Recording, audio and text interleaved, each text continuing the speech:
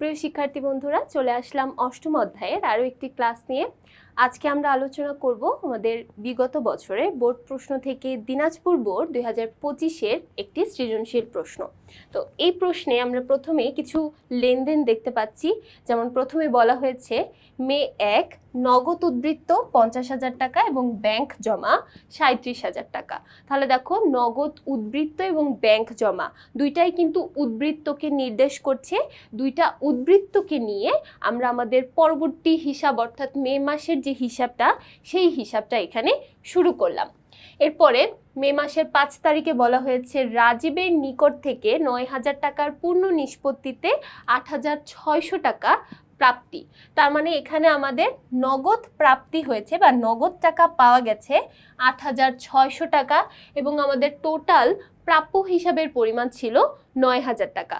তাহলে প্রাপ্য হিসাব 9,000 টাকা থেকে 8,600 টাকা পেয়েছি এবং 400 টাকা এখানে বাট্টা প্রদান করা হয়েছে। এরপর 8 তারিখের লেনদেনে বলা হয়েছে অফিস ভাড়া অগ্রিম প্রদান করা হলো চেকে 6,000 টাকা। তার মানে আমরা অফিস ভাড়া প্রদান করেছি এবং সেটা চেকে প্রদান করেছি 6,000 টাকা।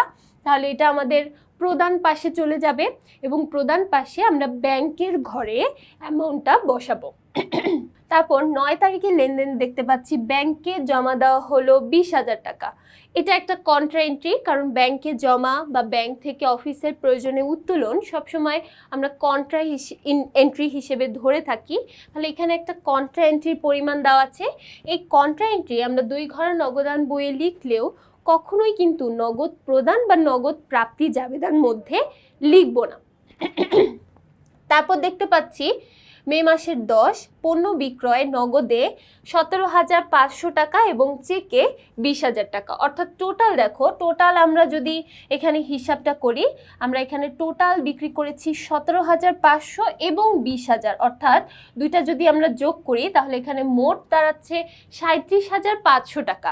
তার মানে মোট আমরা বিক্রি করেছি 37,500 টাকা, তার মধ্যে একটু ভাগ আছে। নগদে বিক্রি করেছি 17,500 এবং চেকে বিক্রি করেছি 20,000 টাকা।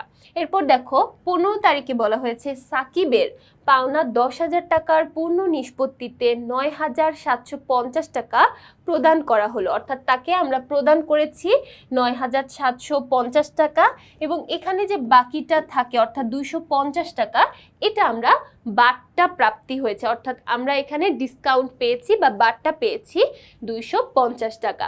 তারপর মে মাসের 20 তারিখ কমিশন পাওয়া গেল, অর্থাৎ কমিশন আমরা এখানে পেয়েছি।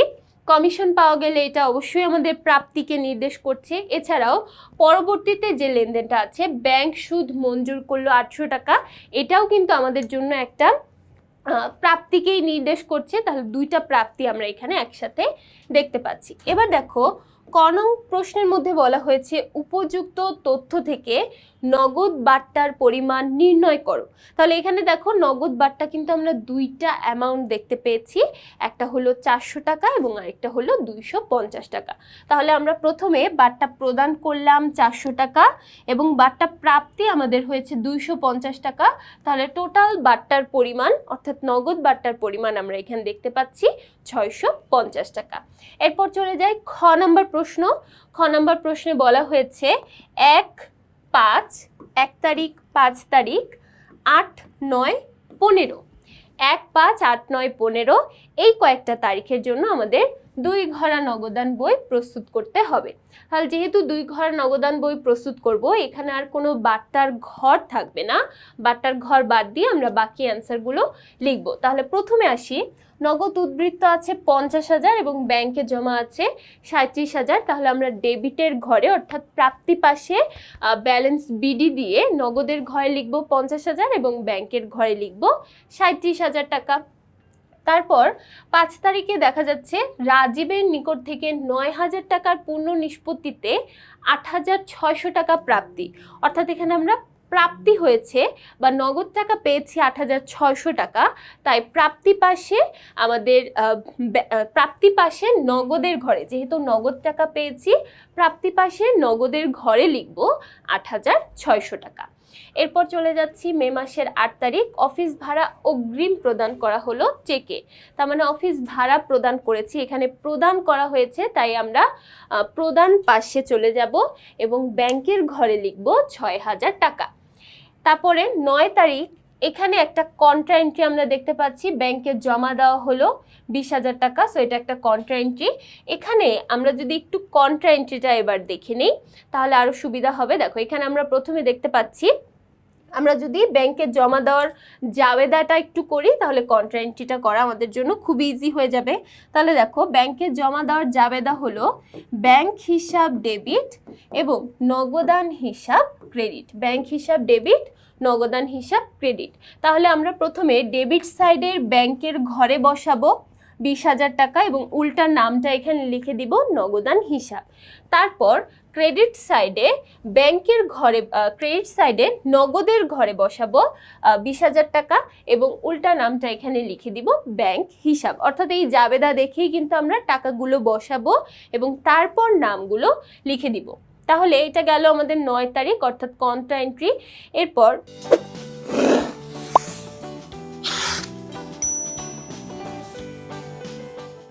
15 তারিখে বলা হয়েছে সাকিবের পাওনা 10,000 টাকার পূর্ণ নিষ্পত্তিতে 9,750 টাকা প্রদান করা হলো। তার মানে আমরা এখানে 9,750 টাকা প্রদান করেছি, তাই আমরা প্রদান পাশে নগদের ঘরে লিখব 9,750 টাকা। এবার তাহলে আমাদের ব্যালেন্সিং করার পালা। আমরা এখানে দেখেই বুঝতে পারছি এই পাশটাই কিন্তু দেখো বড় এবং এইখানে যে লেনদেনগুলো সেগুলো কিন্তু একদমই ছোট ছোট লেনদেন। তার মানে অবশ্যই আমাদের প্রথমে এই ডেবিট পাশটাই যোগ করতে হবে। তাহলে ডেবিট পাশ যোগ করলে এখানে টোটাল দাঁড়াচ্ছে 58,600 এবং এখানে দাঁড়াচ্ছে 57,000 টাকা। তাহলে এই ব্যালেন্সটাই কিন্তু আমরা আমাদের এখানে যোগফল হিসেবে বসাবো। তাহলে এই যোগফল থেকে আমরা এখন মাইনাস করব আমাদের এই ব্যালেন্সগুলো। তাহলে 58,600 থেকে আমরা 20,000 এবং 9,750 টাকা মাইনাস করলে পাচ্ছি 28,850 টাকা। আবার 57,000 থেকে 6,000 মাইনাস করলে পাচ্ছি 51,000 টাকা। তাহলে দেখো এই ব্যালেন্সটাই কিন্তু আমাদের পরবর্তী মাসের ব্যালেন্স বিডি হয়ে যাবে। তার মানে জুন মাসের 1 তারিখের ব্যালেন্স বিডি হবে 28,850 এবং 51,000 টাকা। তাহলে দেখো এটা ছিল আমাদের 2 ঘর নগদান বই, ভেরি ইজি এবং অল্প কিছু লেনদেন। এবার চলে যাই গ নাম্বার প্রশ্ন। গ নাম্বার প্রশ্নে বলা হয়েছে নগদ প্রাপ্তি জাবেদা প্রস্তুত করো। তাহলে এখন আমরা নগদ প্রাপ্তি জাবেদাটা প্রস্তুত করব। তো এখানে আমাদের উপযুক্ত তথ্য থেকে বলা হয়েছে, এখানে কোনো তারিখ উল্লেখ করা নেই। তাহলে প্রথমে আমরা একটু আইডেন্টিফাই করব কোন কোন লেনদেন আমাদের প্রাপ্তি পাশে বা প্রাপ্তি জাবেদায় উল্লেখ হবে। প্রথমে দেখতে পাচ্ছি 5 তারিখ। আমরা জানি যে কোনো ধরনের কোনো কন্ট্রা এন্ট্রি বা উদ্বৃত্ত বা ব্যালেন্স বিডি কখনো নগদ প্রাপ্তি জাবেদায় উল্লেখ হয় না, তাই আমরা প্রথম লেনদেনটাকে আনতে পারছি না। তারপর দেখতে পাচ্ছি মে 5। এখানে বলা হয়েছে রাজীবের নিকট থেকে 9,000 টাকার পূর্ণ নিষ্পত্তিতে 8,600 টাকা প্রাপ্তি হয়েছে। তাহলে আমরা প্রথমে এখানে লিখব মে 5 রাজীব ট্রেডার্স বা রাজীব হিসাব। এখানে আমরা নগদ পেয়েছি 8,600 টাকা এবং আমাদের টোটাল প্রাপ্য হিসাব ছিল 9,000 টাকা। তাহলে দেখো আমরা বারটা পেলাম কত? বারটা পেলাম 400 টাকা। তারপর চলে যাই পরবর্তীতে হবে 10 তারিখের লেনদেন পণ্য বিক্রয় নগদে 17,500 টাকা এবং চেকে 20,000 টাকা। তার মানে টোটাল আমরা এখানে 37,500 টাকার লেনদেন করেছি। তাহলে আমরা এখানে লিখব মে 10। যেহেতু বিক্রয় হিসাব নামে একটা এন্ট্রি আছে আমরা সেখানেই বসাবো। আমরা প্রথমে নগদে পেয়েছি 37,500, আবার দেখো বিক্রয় হিসাবেও আমরা লিখব 37,500 টাকা। তাহলে এখানে যেহেতু আমরা বিক্রয় নামে একটা কলাম দেখতেই পাচ্ছি তাই আর বিক্রয় হিসাবে কোনো কিছু লিখব না। এবার দেখো তারপরে চলে যাচ্ছি পরবর্তী হিসাব। পরবর্তীতে 20 এবং 22 তারিখের লেনদেন। প্রথমে 20 তারিখে দেখতে পাচ্ছি কমিশন পাওয়া গেল 1,500 টাকা। তাহলে কমিশন হিসাব মে মাসের 22, এখানে আমরা লিখব কমিশন হিসাব বা কমিশন আয় হিসাব। যেহেতু আমাদের কমিশন আয় নামে কোনো হিসাব নেই, আমরা প্রথমে নগদের ঘরে লিখব 1,500 টাকা এবং তারপর লিখে দিব অন্যান্যর ঘরে 1,500 টাকা। এবার চলে যাই মে মাসের পরবর্তী হিসাব। মে মাসের 22 তারিখ ব্যাংক সুদ মঞ্জুর করলো 800 টাকা। তাহলে এটা হবে মে মাসের 20 এবং এটা হবে মে মাসের 22। ব্যাংক সুদ মঞ্জুর করা হয়েছে, তাই ব্যাংক সুদ হিসাব আমরা লিখব।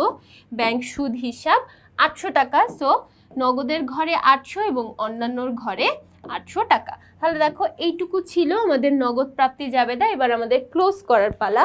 তো ক্লোজ করার জন্য প্রথমে আমরা দেখি 8600, তারপর 37,500, 1500 এবং 800 টোটাল যোগ করলে আমরা এখানে পাচ্ছি 48,400 টাকা। তারপর এখানে পাচ্ছি 400 টাকা, 37,500 টাকা এবং এখানে পাচ্ছি 9,000 টাকা। এবং এখানে যদি আমরা যোগ করি 1500 এবং 800, 1500 এবং 800, তাহলে আমরা এখানে পাবো 2,300 টাকা। তাহলে দেখো এই ছিল আমাদের নগদ প্রাপ্তি জাবেদার যোগফল। আমরা প্রথমে দেখলাম কিভাবে আমরা নগদ 2 ঘরা নগদান বই প্রস্তুত করতে পারি এবং তারপর আমরা দেখলাম কিভাবে আমরা নগদ প্রাপ্তি জাবেদা প্রস্তুত করতে পারি। তাহলে এই ছিল আমাদের দিনাজপুর বোর্ড 2025-এর একটা সৃজনশীল প্রশ্ন। আশা করছি এই পুরো সৃজনশীল প্রশ্নটাই সবাই খুব ভালোভাবে বুঝতে পেরেছো। পরবর্তী পর্বগুলো দেখার জন্য সবাইকে আমন্ত্রণ জানিয়ে আজকে এখানেই শেষ করছি। সবাই ভালো থাকবে, সুস্থ থাকবে। ধন্যবাদ।